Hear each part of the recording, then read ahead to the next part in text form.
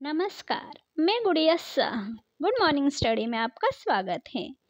दिल्ली चुनाव में बीजेपी व आप दोनों बहुमत से चूकी या 35-35 सीटें मिली तो क्या होगा, चलिए जानते हैं।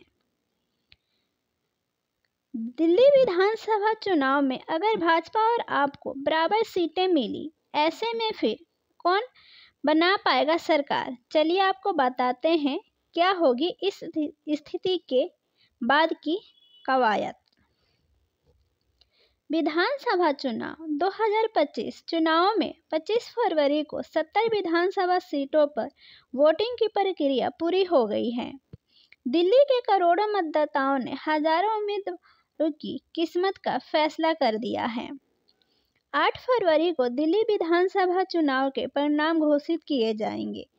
एग्जिट पोल के आधार पर बात की जाए तो कुछ भाजपा की सरकार बनते दिखा रहे हैं, तो वहीं कुछ लगातार तीसरी बार आम आदमी पार्टी की सरकार बनने की बात कह रहे हैं। फैसला क्या होगा यह तो 8 फरवरी को पता ही चल जाएगा।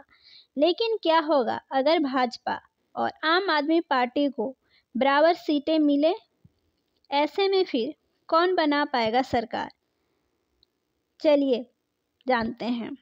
आप और बीजेपी की बराबर सीटें आ गई तो क्या होगा।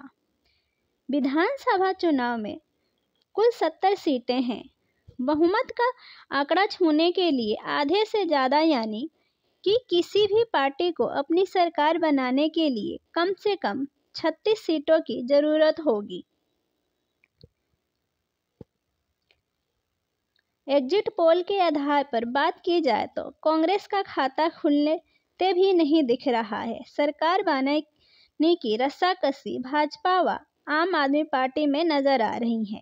लेकिन क्या होगा जब दोनों की पार्टियों को 35-35 सीटें हासिल हों, जबकि सरकार बनाने के लिए 36 सीटों की ज़रूरत है।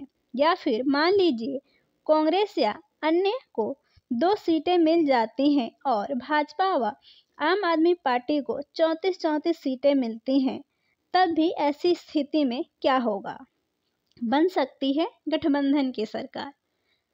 सामान्य तौर पर अगर चुनाव में किसी एक पार्टी को स्पष्ट बहुमत नहीं मिलता तो सबसे करीबी और सबसे बेहतर विकल्प होता है अन्य दलों का समर्थन लेकर गठबंधन की सरकार बनाना, जो कि फिलहाल केंद्र में भी मौजूद है। जैसे कि अगर आम आदमी पार्टी को बहुमत के लिए कुछ सीटें चाहिए तो कांग्रेस या अन्य से हाथ मिला सकती हैं और गठबंधन की सरकार बन सकती हैं। वहीं लेकिन अगर मामला 35-35 की बराबरी पर आ जाता है तो ऐसा हो पाना फिर मुश्किल हो जाएगा, क्योंकि आम आदमी पार्टी और भाजपा दोनों ही सरकार बनाने की मौके को भुनाना चाहेंगी। लग जाएगा राष्ट्रपति शासन।